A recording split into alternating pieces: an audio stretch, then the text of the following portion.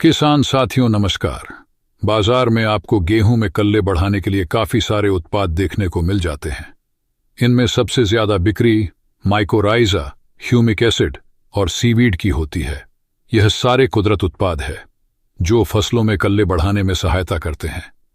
इनमें से मैं आज बात माइकोराइजा की करूंगा।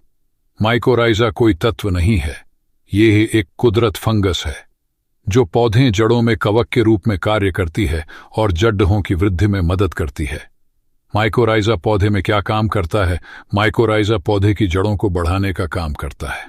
मिट्टी में पड़ी खुराक को पौधे को पहुंचने में यह सहायक होता है। जो तत्व पौधा अपने आप नहीं ले पाता, उन तत्वों को यह पौधे तक आसानी से पहुंचा देता है। यह मिट्टी और पौधे के बीच का एक एजेंट की तरह काम करता है। माइकोराइजा मिट्टी के पीएच लेवल को भी सही रखने में सहायक होता है। माइकोराइजा को खेत में कब डालें? कुछ कंपनियां माइकोराइजा का प्रयोग हर खेत में करने के लिए बोलते हैं, लेकिन अगर आपके खेत में गोबर की खाद, वर्मी कंपोस्ट, हरी खाद या फसल अवशेषों को अपने अपने खेत में मिलाया है तो आपको माइक्रोजा को डालने की जरूरत नहीं है, क्योंकि आपके खेत में ऑर्गेनिक कार्बन पहले से ही काफी मात्रा में मौजूद है। जिस मिट्टी में ऑर्गेनिक कार्बन कमी होती है वहां भी आपको माइकोराइजा को डालने की आवश्यकता पड़ जाती है, क्योंकि इस मिट्टी में पड़े तत्वों को पौधा लेने में असमर्थ होता है और माइकोराइजा इनको पौधे तक पहुंचने का काम करता है। सोरे वाली जमीन में आपको माइकोराइजा के अच्छे रिजल्ट देखने को मिल सकते हैं। गेहूं में माइकोराइजा का प्रयोग करने की विधि। अगर आप अपनी गेहूं की फसल में माइकोराइजा का प्रयोग करना चाहते हैं तो इसके लिए सबसे अच्छा समय गेहूं बिजाई के समय है।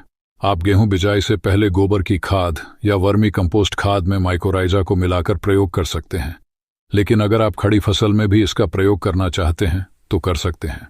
लेकिन आपको किसी भी केमिकल फर्टिलाइजर जैसे यूरिया, पोटाश, डीएपी के साथ इसको मिलाकर प्रयोग नहीं करना चाहिए।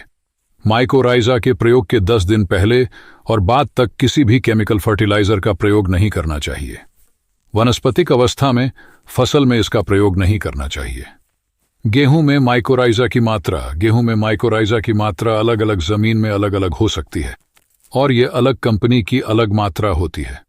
अगर आपकी जमीन में ऑर्गेनिक कार्बन पहले से ही अधिक मात्रा में उपलब्ध है तो आप माइकोराइजा का कम मात्रा में प्रयोग कर सकते हैं। अगर आपकी गेहूं की फसल में ऑर्गेनिक कार्बन की मात्रा कम है तो आप अधिक मात्रा में भी माइकोराइजा का प्रयोग कर सकते हैं। गेहूं में आप माइकोराइजा का प्रयोग करना चाहते हैं तो अवश्य करें, लेकिन किसी कंपनी वाले की बातों में आकर आप इस्तेमाल न करें।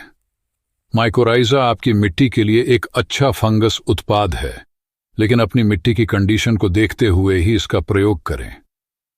अगर आपको मेरा यह वीडियो कैसा लगा कृपया कमेंट के माध्यम से जरूर बताएं और दूसरे किसानों को भी शेयर करें ताकि आगे भी मैं ऐसी अच्छी जानकारी आपको दे सकूं। धन्यवाद।